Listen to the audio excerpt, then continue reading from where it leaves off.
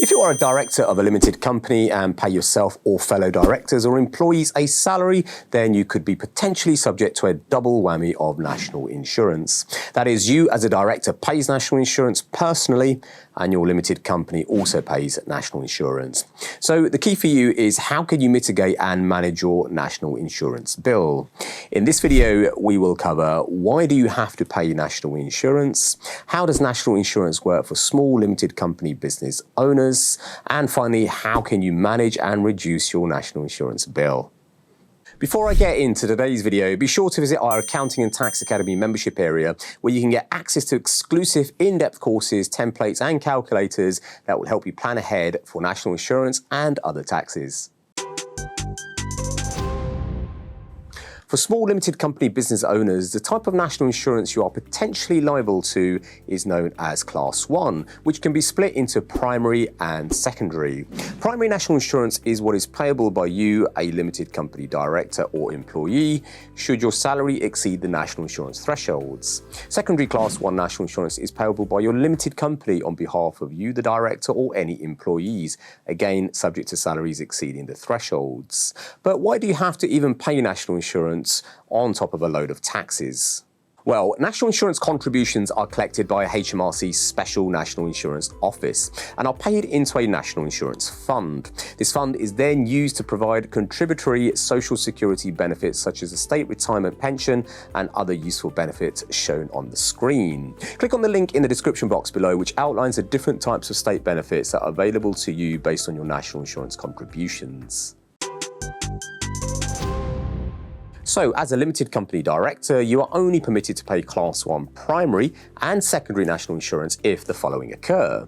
Number 1, you actually get paid a director's salary. And number 2, your director's salary exceeds the Class 1 primary thresholds, which I will discuss shortly in this video. But firstly, here is a framework as to how Class 1 national insurance is applied. As a director, you must be at least 16 years old or above, and if you as a director reach the current pension age, currently 68 at the time of this video, then you no longer need to pay Class 1 primary national insurance, even if you are taking a salary above the national insurance primary threshold. National insurance is based upon your gross pay, that is before any deductions, although there are some exclusions to this. And finally, as a director, your contribution is based on what is known as the annual basis. Now, this basis can be beneficial as your national insurance is assessed on an annualized basis. So in other words, only once you reach the primary threshold of earnings on a cumulative basis in the tax share does national insurance actually kick in. For non-directors, national insurance is paid on what is known as a proportional basis. In other words, from the first week or month you start earning under the assumption you will earn for a full tax year. Class 1 primary monthly thresholds can be seen on the screen for the current tax year, with the primary threshold being the starting point of earnings per month and the upper earnings limit being the point where the main rate currently on screen ends. As always, to help you get a clearer understanding, let's illustrate with an example. In order to assist with this example, we'll be referring to HMRC's National Insurance Rates and Allowances publication, which you can easily access by following the link in the description box below. Let's assume your director's salary is £15,000 per year, that is £1,250 per month. Then you personally will start to pay Class 1 primary national insurance on earnings above £797 per month at the rate of 12%. So in this case, your national insurance liability will be £54.36 for the month, and subsequent months should your salary remain the same. But let's say your director's salary is £60,000 per year, that is £5,000 per month gross. You would still only start paying Class 1 primary national insurance from £797 per month up to the upper earnings limit of £4,189 per month at the rate of 12%.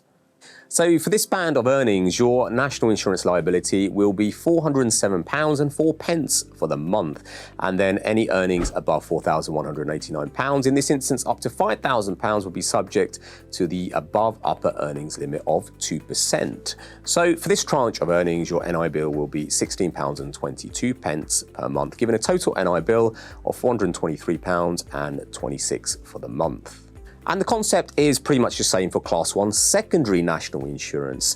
That is the amount your limited company business is responsible for paying across to HMRC on your behalf. However, Class 1 secondary national insurance starts from a slightly lower threshold of £737 per month, of earnings, but is charged at a higher rate of 13.8%. And unlike Class 1 primary national insurance, there is no upper earnings limit leading to a reduced rate. It pretty much carries on indefinitely.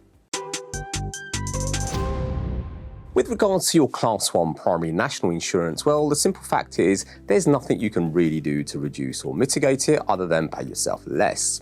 There are no allowances at present either to help you, and it is administered through the PAYE, that is pay-as-you-earn system.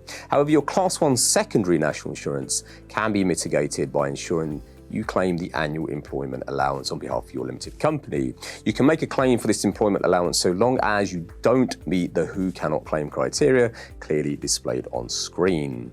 Now, these are if you are in business doing half your work in the public sector. So, for example, if you are doing work for the NHS, a public body, and over 50% of your revenue comes from them. Here's the most prominent one. You are a one-person director, employee, limited company business. Now, this is where perhaps quite a few of you will fall over, particularly you contractors and freelancers out there who are sole directors, shareholders. And if you are working on an inside IR35 contract, then the earnings from that particular contract is excluded from claiming the employment allowance should you be paid into your limited company. If you are eligible to claim the employment allowance, then make a note of this magic number, £37,830 per annum. So in the current tax year, all it takes is for your limited company to have a total gross wage bill of £37,830 per annum to generate a Class 1 secondary national insurance liability of £4,000 a year. And remember, the employment allowance is available for up to £4,000 per year. And if you are eligible, this £4,000 liability is offset against the allowance, meaning you don't pay anything at all. Of course, if your Class 1 secondary national insurance liability exceeded £4,000 per year, you would still need to pay any amounts above this, even if you receive the employment allowance. How to claim the employment allowance is quite simple. If you have the services of a bookkeeper, payroll assistant, or accountant, then they should claim the allowance for you. If you have a piece of accounting or payroll software, then speak to your provider or look up their instructions. It's quite often as straightforward as ticking the right boxes. However, be careful, as if you do make a mistake, rectifying matters with HMRC can be very time-consuming and very painful indeed. I hope this video has helped you understand national insurance and how you as a limited company director, shareholder, can reduce your Class 1 secondary national insurance bill and taking you one step closer to knowing your numbers. As always, let me know in the comments your thoughts on today's video, or if there are any topics you'd like us to cover in the future. Finally, be sure to like and subscribe, as this really does help us to get our content out there. This is Tony D'Angelo for the Accounting and Tax Academy. Thanks for tuning in.